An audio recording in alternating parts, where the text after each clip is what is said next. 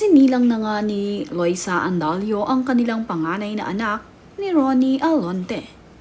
Pinangalanan naman nga nilang Rooney Lior ang kanilang first baby. Ang nickname naman nga nito ay Nili. Yan nga ang caption ni Ronnie Alonte sa kanyang social media. Ibinahagi nga niya ang larawan ng kanyang anak ngayong araw. At ngayong araw nga ay ipinakilala sa publiko ang kanilang panganay na anak na si Rooney. Makikita ngang alagang-alaga nitong si Ronnie Alonte ang kanilang baby. At habang nagpapahinga nga ang kanyang asawa si Loisa Andalio, ay ito ngang si Ronnie ang nag-aalaga sa kanilang baby.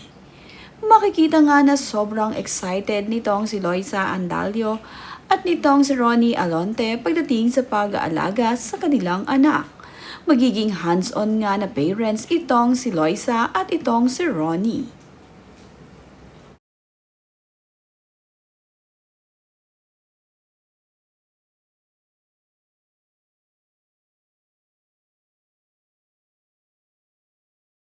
Napakahigpit naman nga ng pagkakayakap ni Ronnie Alonte sa kanyang anak habang ito ay natutulog sa kanyang dibdib.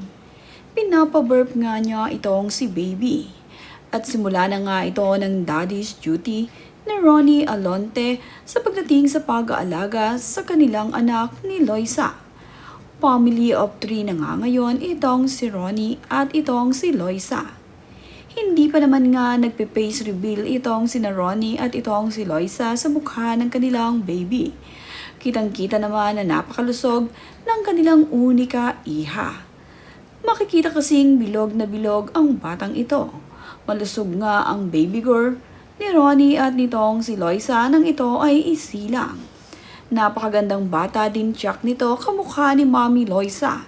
Hindi man nga makita ang mukha ni baby, ay makikita naman sa side view ng mukha nito na napakagandang bata at napakalusog nga nitong si Rooney Lior o kung tawagin nga nila ay itong si Baby Nili.